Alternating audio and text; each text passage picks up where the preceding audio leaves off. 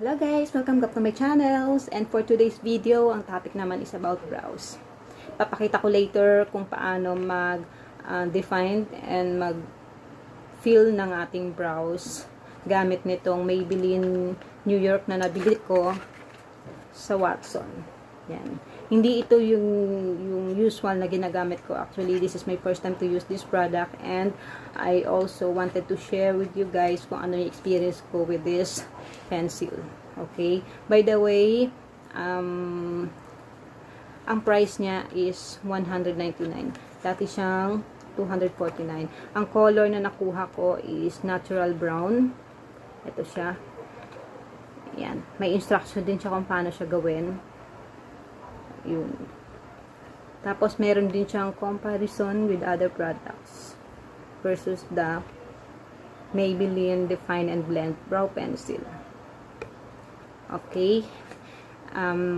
Ito na yun, guys.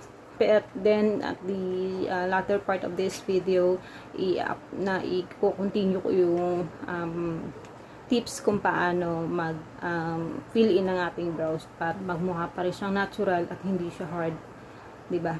At dahil kailangan natin ng kilay, dahil kilay is light, hindi natin ayan, diba? Pasensya na sa akin dapat. Okay guys, ang dito sa bahay. Meron siyang itong Maybelline brow pencil, ganito siya kalaki. Okay. Yan. Meron siyang angle, brush. Yan. Ang kagandahan nitong brush is mas maliit siya. Mas maliit siya comparing dun sa usual na ginagamit ko. Kaya, kahit yung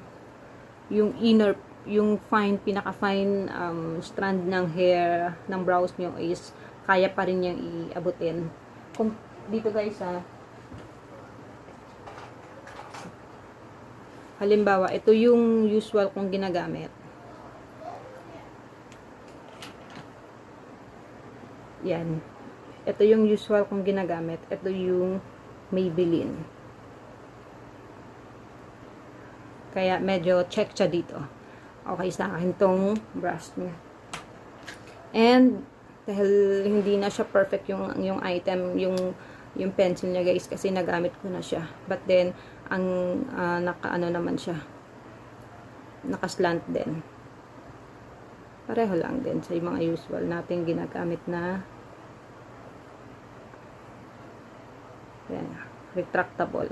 Guys, ang difference nito sa usual na other brand na pencil is ito medyo mas sticky, mas more of ang wax niya. Kaya medyo light lang dapat ang hindi siya ganun, huwag mo siyang i-press harder kasi mabilis siyang maputol. Ang kagandahan nito talagang pang-fill siya. Pang-fill, lalo na kapag yung brows mo is may uka o di kaya may makapal yung strand ng hair mo pero hindi siya perfect, diba? So, ito siya magandang pang-fill and ito na yung pang-blend. Ayun. So, for me, another thumbs up to. And another thing pala, ang kagandahan nito is yung kulay niya. Kanina yung brow, di ba, natural brow ko is color black. Yun, color black siya. Pero kapag nung ginamit ko tong Maybelline brow pencil, yung kapit ng wax, ng wax is hindi siya may balat.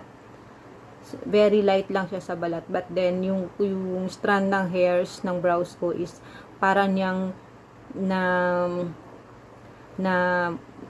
brow tint, alam mo yung brown tint na parang ganun siya. So kaya nung pag halimbawa ni-fill in mo na yung brow mo, tapos later ibabrush mo siya, mararamdaman mo siyang kumakapit doon yung particles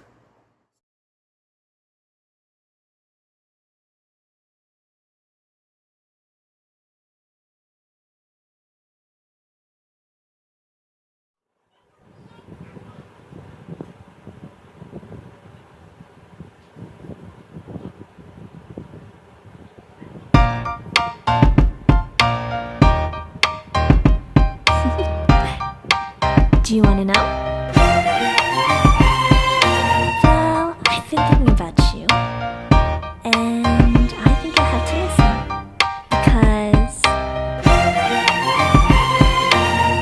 the sun is up, it's a beautiful day.